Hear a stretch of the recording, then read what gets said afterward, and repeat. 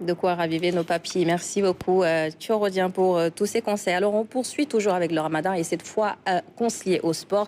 Ce n'est pas toujours facile d'allier les deux, sauf réaménagement. Il faut le faire à des heures adéquates. Le choix des exercices est tout aussi important, Hassan Diop. Dans les salles de sport, l'ambiance est plus calme qu'à l'accoutumée et les séances sont devenues plus courtes. Pendant le ramadan, l'objectif n'est plus la performance, mais le maintien de la forme.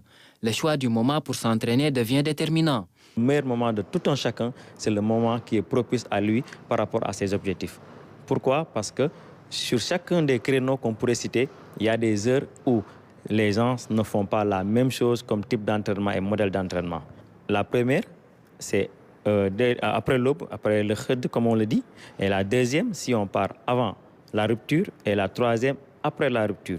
Au-delà du moment, le type d'activité pratiquée pendant le jeûne doit être réfléchi. L'intensité et la durée influencent directement la fatigue et le bien-être général. Si on est à la première heure, la matinée, sachez que là, vous ne pouvez pas faire de l'entraînement extrême. Vous pouvez juste faire de la mobilité pour juste réveiller ce que c'est que les articulations, réveiller votre corps, mettre en mise en train et faire des exercices de gainage qui ne sollicitent pas trop d'énergie et faire aussi ce qu'on appelle de l'apprentissage. La deuxième heure que j'ai proposée, c'est avant la rupture. À cette période-là, on sait qu'on est en fin de journée, il y a une baisse de forme et quand on passe de baisse de forme, c'est baisse d'énergie.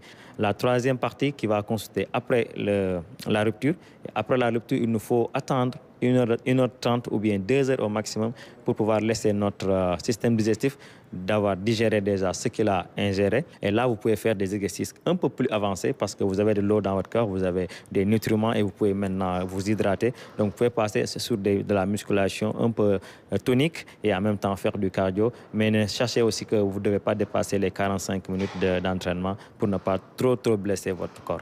Un entraînement mal adapté peut cependant exposer à des complications. Crampes, déshydratation, vertiges sont des risques réels.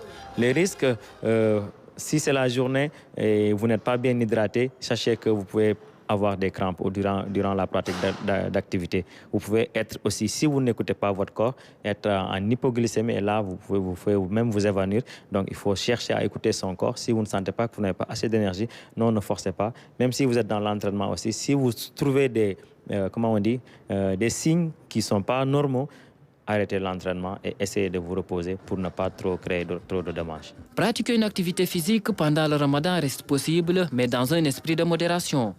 Adapter ses horaires, réduire l'intensité et rester attentif aux signes du corps sont les clés pour concilier santé et spiritualité.